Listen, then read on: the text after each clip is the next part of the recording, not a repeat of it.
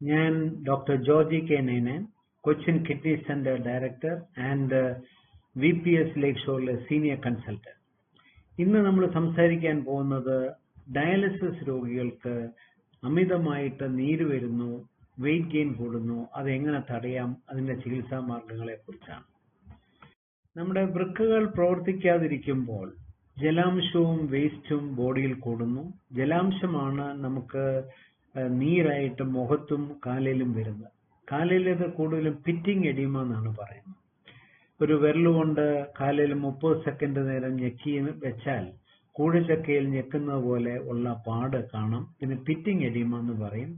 3 കിലോയോളം ജലാംശം കൂടുമ്പോഴാണ് കാലയിൽ ഒരു ക്ലിനിക്കലി ഡിറ്റക്റ്റബിൾ പിറ്റിംഗ് എഡിമ വരുന്നത്.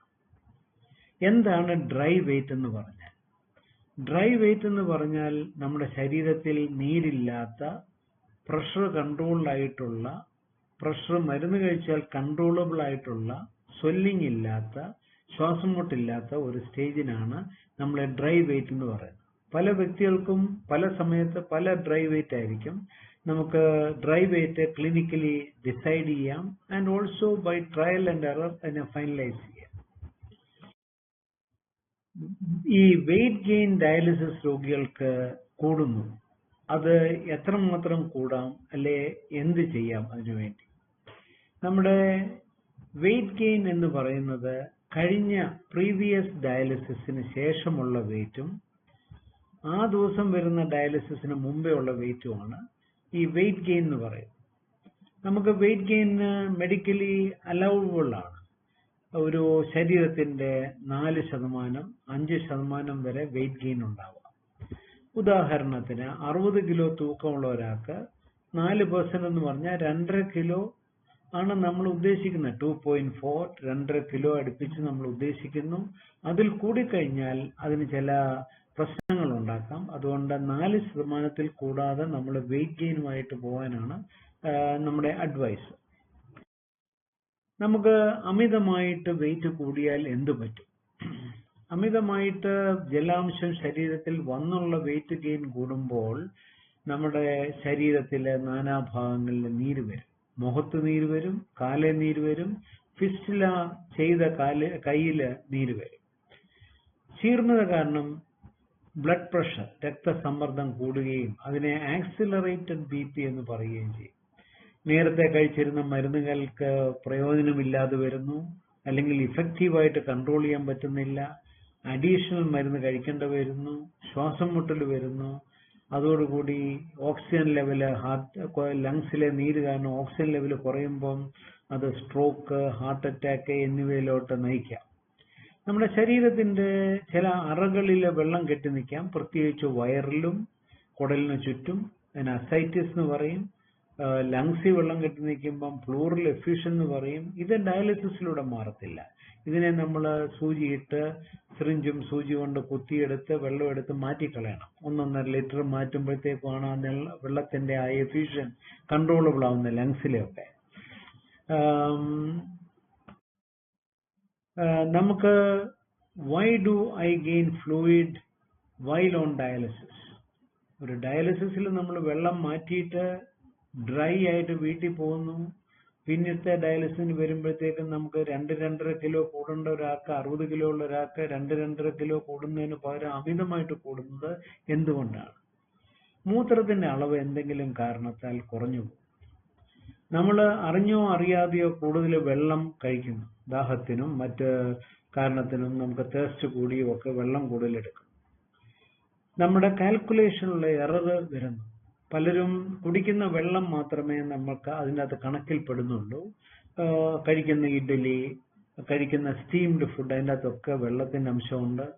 ഏറ്റവും വലിയ എക്സാമ്പിളാണ് ഈ കഞ്ഞിവെള്ളം എന്ന് പറയുന്നത്. അരി പ്ലസ് വെള്ളമാണ് കഞ്ഞിവെള്ളം. ഈ കഞ്ഞിവെള്ളം നമ്മൾ എത്ര ഊറ്റിക്കളഞ്ഞാലും അതിൻ്റെ അകത്ത് ഒത്തിരി വെള്ളമുണ്ട്. ഇതാണ് സാധാരണ നമ്മുടെ ഇവിടെയുള്ള മിക്കവാറും എല്ലാവരും കഞ്ഞിവെള്ളം, പൊടിയരി കഞ്ഞി കുടിക്കുമ്പോൾ ആ കഞ്ഞിയിലുള്ള വെള്ളം ഒരു വലിയൊരു പാരാമീറ്ററാണ്. ദാഹശമനത്തിന് വേണ്ടി കൂടുതലായിട്ട് ബ്ലാക്ക് ടീ, സാദാ ടീ, കോഫി, ലസ്സി ഇവയൊക്കെ എടുക്കുന്നതും കണക്കിൽപ്പെടാതെ വരുമ്പോഴാണ് ഈ വെയിറ്റ് ഒത്തിരി കൂടുന്നത്. അതുകൊണ്ട് ചുരുക്കം പറഞ്ഞാൽ വെള്ളത്തിന്റെ ദ്രാവക രൂപത്തിലുള്ളതെല്ലാം ആ കോട്ടയിൽ വേണം. എത്രമാത്രം വെള്ളം ഒരാൾക്ക് എടുക്കാം? ഒരാൾക്ക് മൂത്രം പോയില്ലെങ്കിൽ 500 തൊട്ട് 750 cc വെള്ളമാണ് ഒരു ദിവസം അലൗഡ്. ആഴ്ചയിൽ 2 ഡയാലിസിസ് ചെയ്യുന്ന ഒരാൾക്ക് 2.5-2.5 കിലോയിൽ നിർത്തണം. ലോങ് സമയത്തിന് 3-4 ദിവസം കഴിഞ്ഞുള്ള ഡയാലിസിസിൽ നമ്മൾ വെള്ളം കൂടി സ്വല്പം കുറച്ചാലേ അത് ശരിയാവത്തുള്ളൂ. ആഴ്ചയിൽ 3 ഡയാലിസിസ് ചെയ്യുന്നവരൊക്കെ 2 ദിവസം പിന്നീടുള്ള 3 ദിവസം കഴിഞ്ഞിട്ടാണ് വരുന്നത്. ആ 3ാമത്തെ ദിവസം ലോങ് പീരീഡ് വരുമ്പോൾ നമ്മൾ കുറച്ച് വെള്ളം കൂടി കുറയ്ക്കണം. നമ്മൾ തന്നെ by trial and error adjust ചെയ്ത് 2-2.5 കിലോയിൽ കൂടാതെ വെള്ളം വെയിറ്റ് ഗെയിൻ കൂടാതെ വരേണ്ടത് പ്രത്യേകം ശ്രദ്ധിക്കണം. മൂത്രത്തിന്റെ അളവ് കുറയുമ്പോൾ ദേഹത്ത് വെള്ളത്തിന്റെ അംശം കൂടുകയും എല്ലാ ഭാഗത്തും നീര് വരികയും ചെയ്യും. ഡയാലിസിസിലൂടെ വെള്ളം മാറ്റാൻ പറ്റുമോ? തീർച്ചയായിട്ടും. റെഗുലർ ഡയാലിസിസിലെ വേസ്റ്റ് മെറ്റീരിയൽസും വെള്ളവും മാറ്റും. അമിതമായിട്ട് വെള്ളം കൂടി വരികയും വെയിറ്റ് ഗെയിൻ കൂടി വരികയും ശ്വാസം മുട്ടലോടുകൂടി വരുന്നവർക്ക് സ്പെഷ്യൽ സെറ്റിംഗ്സ് ഡയാലിസിസ് മെഷീനിൽ ചെയ്ത് നമ്മൾ അമിതമായിട്ടുള്ള വെള്ളം മാറ്റുകയും തുടക്കത്തിലെ വെള്ളം മാറ്റുകയും ചെയ്യുന്ന അൾട്രാ ഫിൽട്രേഷൻ എന്ന് പറയുന്ന പ്രത്യേകമായിട്ടുള്ള സജ്ജീകരണങ്ങൾ നമുക്ക് ഡയാലിസിസ് മെഷീനിൽ ചെയ്യാൻ പറ്റും. അമിതമായിട്ട് വെള്ളം നമ്മൾ മാറ്റിയാൽ എന്ത് പറ്റും? 4 കിലോ 3.5 കിലോ 4 മണിക്കൂർ ഡയാലിസിസ് സമയത്ത് നമ്മുടെ രക്തചംക്രമണത്തിൽ 6 അല്ലെങ്കിൽ 7 ലിറ്ററിൽ കൂടുതൽ ബ്ലഡ് ഇല്ല. അതിൽ നമ്മൾ 4 ലിറ്ററോളം മാറ്റുക എന്ന് പറഞ്ഞാൽ BP കുറയും. അതിന് ഹൈപ്പോ ടെൻഷൻ എന്ന് പറയും. പല വ്യക്തികൾക്കും ഡയാലിസിസ് കഴിയുമ്പം BP കുറയുന്നു. BP ഓക്കെയാണ്, എന്നിട്ട് നിൽക്കുമ്പം BP കുറയുന്നു, അവർ ഉരുണ്ട് വീഴുന്നു. നടന്നു പോകുമ്പോൾ സാധാരണ ലിഫ്റ്റിന്റെ അവിടെ വെയിറ്റ് ചെയ്ത് നിൽക്കുമ്പോഴാണ് തലകറക്കം വരുന്നതും മോഹാലസ്യം വരുന്നതും ഹൈപ്പോ ടെൻഷൻ വരുന്നതും. അതുകൊണ്ട് ഡയാലിസിസ് കഴിഞ്ഞാൽ ഉടനെ പോകരുത്. പ്രത്യേകിച്ച് ഡയാലിസിസിലൂടെ അമിതമായിട്ട് വെള്ളം മാറ്റുന്നവര് കുറച്ചു നേരം അവിടെ ഇരുന്ന് BP ചെക്ക് ചെയ്ത് സ്റ്റാൻഡിങ് BP ചെക്ക് ചെയ്തിട്ടേ പോകാവൂ. ബ്ലഡ് പ്രഷർ കുറഞ്ഞാൽ നമ്മുടെ ഫിസ്റ്റുല തന്നെ തകരാറിലാണ്. തുടക്കമുള്ള ഫിസ്റ്റുലയും നല്ല ഫിസ്റ്റുല അല്ലാത്തതും ഒക്കെ അടഞ്ഞു പോകാം. പിന്നെ അതിന്റെ പുറകെ നമ്മൾ പോകണം. അമിതമായിട്ടുള്ള ചെലവും ബുദ്ധിമുട്ടും ഡയാലിസിസ് ചെയ്യാൻ ഫിസ്റ്റുല ഇല്ലെങ്കിൽ കഴുത്തേൽ പിന്നെ ട്യൂബ് ഇടേണ്ടി വരുന്നത് ടെമ്പററി ആയിട്ട്. മസിൽ ക്രാംസ് ആണ് ഒത്തിരി പേർക്ക് വരുന്നത്. അപ്പം ബൈ ട്രയൽ ആൻഡ് എറർ നമുക്കിപ്പോൾ ഡയാലിസിസ് ചെയ്ത് 3 മണിക്കൂർ കഴിയുമ്പം 2.5 കിലോ വെള്ളം മാറ്റുമ്പോൾ മസിൽ ക്രാംസ് വന്നാൽ അതിന്റെ അർത്ഥം നമുക്ക് അത്രേ കപ്പാസിറ്റി ഉള്ളൂ. അതിൽ കൂടുതൽ വെള്ളം മാറ്റാൻ നമ്മുടെ ശരീരം അനുവദിക്കുന്നില്ല. അതുകൊണ്ട് അടുത്ത ഡയാലിസിസുകളിൽ വരുമ്പോൾ 2 ലിറ്ററിൽ നിർത്തണം. മസിൽ ക്രാംസ് എപ്പം വരുന്നോ അന്നേരം എത്ര വെള്ളം മാറ്റിയോ അതിൽ കൂടുതൽ നമ്മുടെ ശരീരത്തിൽ നിന്ന് മെഷീന് കപ്പാസിറ്റി ഉണ്ടെങ്കിലും നമുക്ക് കപ്പാസിറ്റി ഇല്ല. വീക്ക്നെസ് ഒരു വലിയ പ്രശ്നമാണ്. എന്നിട്ട് അവർ പറയും ഡയാലിസിസ് ചെയ്തപ്പോഴാണ് വീക്ക്നെസ് വരുന്നത്. അത് ഡയാലിസിസ് കൊണ്ടല്ല വീക്ക്നെസ് വരുന്നത്. വീക്ക്നെസ് ഡയാലിസിസ് കഴിഞ്ഞ് വരുന്നത് നമുക്ക് എപ്പോഴും അമിതമായിട്ടുള്ള വെള്ളം മാറ്റുന്നു, അല്ലെ മാറ്റിയ വെള്ളം നിങ്ങൾക്ക് അമിതമാണ്. എപ്പോഴും ഒത്തിരി പേര് ചോദിക്കും, ഡോക്ടറെ എനിക്ക് എന്ത് കഴിക്കാം ഡയാലിസിസിൽ? നമ്മൾ ഡയാലിസിസിൽ വലിയ മീൽസ് എൻകറേജ് ചെയ്യുന്നില്ല. കാരണം ഒരു ഛർദില് പല കാരണത്താൽ വരാം. BP കുറഞ്ഞാൽ ഛർദിക്കാം, പല കാരണത്താൽ ഛർദില് വരാം. ഛർദിച്ചാൽ വലിയ മീൽസ് അടിച്ചാൽ അത് മുഴുവൻ മൂക്കിലും നിറയെ കയറുകയും പിന്നെ അതെല്ലാം ഒരു അസ്വസ്ഥത ഉണ്ടാക്കുന്നു. അതുകൊണ്ട് നമ്മൾ ഡയാലിസിസ് തുടങ്ങി ഒരു മണിക്കൂർ കഴിയുമ്പം നമുക്ക് എന്തെങ്കിലും ലഘുഭക്ഷണം കഴിക്കാം. എന്താണ് ഈ ലഘുഭക്ഷണം? 2 വട, 2 പഴംപൊരി, അല്ലെങ്കിൽ 2 കട്ട്ലറ്റ്. ഇതിലേതെങ്കിലും നിങ്ങളുടെ ഇഷ്ടപ്രകാരം കഴിക്കാം. ചിലർക്ക് വീട്ടിൽ നിന്ന് ഒരു ടിഫിൻ്റെ അകത്ത് ചോറ് കൊണ്ടുവരും. അപ്പോൾ അത് ഇതിന് തുല്യമായിട്ടൊരു ചെറിയ ഒരു ടിഫിൻ കൊണ്ടുവന്ന് അത് കഴിക്കാം. മുട്ട കഴിക്കാം. അങ്ങനെ കഴിക്കരുതെന്ന് പറയാനുള്ള ഒന്നുമില്ല. നിങ്ങൾക്ക് ഇഷ്ടമുള്ള നിങ്ങൾ കഴിക്കുന്ന വെജിറ്റേറിയൻ നോൺ വെജിറ്റേറിയൻ കൊണ്ടുവന്ന് കഴിക്കാം.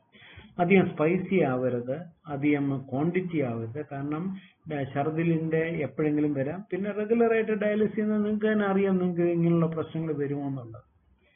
വെള്ളം നമുക്ക് കുറച്ച് എടുക്കാം. 200 cc കോഫിയോ ജ്യൂസോ, പൊട്ടാസ്യം നോക്കിയിട്ട് പൊട്ടാസ്യം അമിതമായിട്ടില്ലെങ്കിൽ ജ്യൂസ് എടുക്കാം. ഇനി അമിതമായിട്ടുണ്ടെങ്കിൽ തന്നെ ഡയാലിസിസിൽ പൊട്ടാസ്യം ഇച്ചിരി ഒന്ന് കൂടുതൽ കുറയ്ക്കാൻ പറഞ്ഞാൽ മതി, വെള്ളം കുറയ്ക്കാം. അപ്പൊ ഈ വെള്ളം കൂടെ ഡ്രൈ വെയിറ്റിന്റെ അകത്ത്, ഈ വെയിറ്റ് റിമൂവലിന്റെ അകത്ത് നമ്മൾ നമ്മൾ ഡയാലിസിസ് കഴിഞ്ഞ് പോകുമ്പോൾ നമ്മുടെ ഡ്രൈ വെയിറ്റ് എന്ന് പറയുന്നതിനോട് തുല്യമായിട്ട് ഡയാലിസിസ് കഴിഞ്ഞിട്ടുള്ള പോസ്റ്റ് ഡയാലിസിസ് വെയിറ്റ് വരണം. അത് രണ്ടും കൂടെ കോയിൻസൈഡ് ചെയ്യണം. ചിലർക്ക് ഡ്രൈ വെയിറ്റിൽ നിന്ന് ഒത്തിരി മാറിപ്പോകും പോസ്റ്റ് ഡയാലിസിസ് വെയിറ്റ്. അപ്പം നമുക്ക് യഥോചിതമായി ചിന്തിക്കണം, ബോഡി വെയിറ്റ് കൂടിയതാണോ അതോ നമ്മൾ ഒത്തിരി ഡ്രൈ ആയി പോകുന്നു. So dry weight has to be periodically readjust. നമുക്ക് എങ്ങനെ എക്സസീവ് വെയിറ്റ് ഉള്ളവർക്ക്, എങ്ങനെയാണ് വെയിറ്റ് ഗെയിൻ ഉള്ളവർക്ക് എങ്ങനെയാണ് ഈ വെള്ളത്തിന്റെ അക്യൂമുലേഷൻ തടയാൻ പറ്റുന്നത്? ഒന്ന്, ദാഹത്തിനുള്ള ശമനം. ലോസഞ്ചസ്, ച്യൂയിങ്ങം, ഐസ് ക്യൂബ്, ഈ നാരങ്ങ മുട്ടായി ഇവയൊക്കെ ഇട്ട് ഉപയോഗിച്ചാൽ നമ്മുടെ ദാഹം വലിയൊരു പരിധി വരെ കുറയും. വായ നമുക്ക് ഗാർഗിൾ ചെയ്യാം, ഇളം ചൂടുവെള്ളം വെച്ച്, ജീരകവെള്ളം, അതുപോലെ എന്തെങ്കിലും നിങ്ങൾക്ക് ഇഷ്ടമായിട്ടുള്ള ഫ്ലേവറിലുള്ള വെള്ളം വെച്ച് കുലുക്ക് കഴിഞ്ഞാൽ ഉള്ളിലോട്ടൊന്നും പോകുന്നില്ല, ഡ്രൈനെസ് മാറുകയും ചെയ്യും. 2, വെള്ളം കൂടി തീർച്ചയായിട്ടും കുറയ്ക്കണം. ഞാൻ അതിനെപ്പറ്റി പറഞ്ഞു. മൂത്രം പോകുന്നവർക്ക് അതനുസരിച്ച് എടുക്കാം. In general intake is equal to output plus 600 to 750 ml ആണ് നമ്മൾ അഡ്വൈസ് ചെയ്യുന്നത്. In such a way that your weight gain 2.5 kilo, 2 kilo, 2.5 kilo, 3 കിലോയ്ക്ക് അപ്പുറം പോകാതെ വരും. തൂക്കം അനുസരിച്ച് 40 കിലോ ഉള്ള ഒരാൾക്ക് 4% എന്ന് പറഞ്ഞാൽ 1.6 ഉള്ളൂ. 80 കിലോ ഉള്ള ഒരാൾക്ക് കുറച്ചുകൂടി എടുക്കാൻ പറ്റും. അപ്പൊ അത് ബോഡി വെയിറ്റുമായിട്ടാണ് നമ്മൾ താരതമ്യപ്പെടുത്തേണ്ടത്. മൂത്രത്തിന്റെ അളവ് കൂട്ടുക എന്നുള്ളതാണ്. പൊതുവെ ഡയാലിസിസിലുള്ളവർക്ക് മൂത്രത്തിന്റെ അളവ് കുറവായിരിക്കും. ഡയാലിസിസ് ചെയ്തുകൊണ്ടിരിക്കുമ്പം വൃക്കയുടെ പരാജയം കൂടുന്നത് മൂലമുള്ള, സ്വാഭാവികമായിട്ട് കൂടുന്നതുകൊണ്ടുള്ള മൂത്രത്തിന്റെ അളവ് കുറയുകയും, നമ്മൾ ഡയാലിസിസിലൂടെ വെള്ളം മാറ്റി ഡ്രൈ ആയിട്ട് വെക്കുന്നതുകൊണ്ടുള്ള മൂത്രമാകേണ്ട വെള്ളം മാറ്റുന്നത് കൊണ്ടും മൂത്രം കുറഞ്ഞിരിക്കും. അവസാനം കുറച്ചു നാൾ കഴിയുമ്പം പലർക്കും മൂത്രത്തിന്റെ അളവ് 50 cc 100 cc ഒക്കെ ഉള്ളൂ. അപ്പോൾ അതുകൊണ്ട് റെസിഡ്യൂവൽ കിഡ്നി ഫംഗ്ഷൻ ഉള്ളവർക്ക്, മൂത്രം പോകുന്നവർക്ക് ചില മരുന്നുകൾ ഉപയോഗിച്ചാൽ കൂട്ടാം. ഡയാലിസിസിൽ അത് അഡ്വൈസബിൾ അല്ല. ഞാനത് ഉപയോഗിക്കാറില്ല, അഡ്വൈസ് ചെയ്യാറില്ല. അതിനേക്കാളും നല്ലത് നമുക്ക് ഡയാലിസിസിലൂടെ വെള്ളം മാറ്റുക എന്നുള്ളതാണ്. ഈ മൂത്രം ഉണ്ടാക്കാനുള്ള മരുന്ന് കഴിച്ചാൽ 100 മില്ലിഗ്രാം ലാസിക്സോ അല്ലെങ്കിൽ അതിന് തുല്യമായിട്ടുള്ള മരുന്ന് കഴിച്ചാൽ 100 cc പോലും മൂത്രം കൂടാത്തവർക്ക് എന്തിനാ ഇത് കഴിക്കുന്നത്? അത്രയും നമുക്ക് ഡയാലിസിസിലൂടെ മാറ്റിയാൽ പോരെ. പിന്നുള്ളത് ഡയാലിസിസിന്റെ നമ്പർ കൂട്ടുക. ഒരാഴ്ചയിൽ 2 ഡയാലിസിസ് ചെയ്യുമ്പം 4 കിലോ കൂടുകയാണെങ്കിൽ 8 കിലോ വെള്ളമാണ് നമ്മൾ ഒരാഴ്ചയിൽ മാറ്റുന്നത്. ആഴ്ചയിൽ 3 ഡയാലിസിസ് ചെയ്താൽ നമുക്ക് അതിനെ 2.75 തുല്യമായിട്ട് കുറയ്ക്കാൻ പറ്റും. അപ്പൊ അതുകൊണ്ട് ഇതെല്ലാം നമ്മൾ പരിഗണിക്കണം, ഇതെല്ലാം നമ്മൾ അറിഞ്ഞിരിക്കണം. നിങ്ങളുടെ ശരീരമാണ് ശ്വാസം മുട്ടാതെയും പ്രഷർ കൂടിയുള്ള കോംപ്ലിക്കേഷൻസ് വരാതെയും ഈ വെള്ളം കുടിയും മൂത്രം പോകുന്നതിനെയും ഡയാലിസിസിലുള്ള വ്യക്തികൾ പ്രത്യേകം ശ്രദ്ധിക്കണം. Wish you all the best. Thank you for listening. Thank you.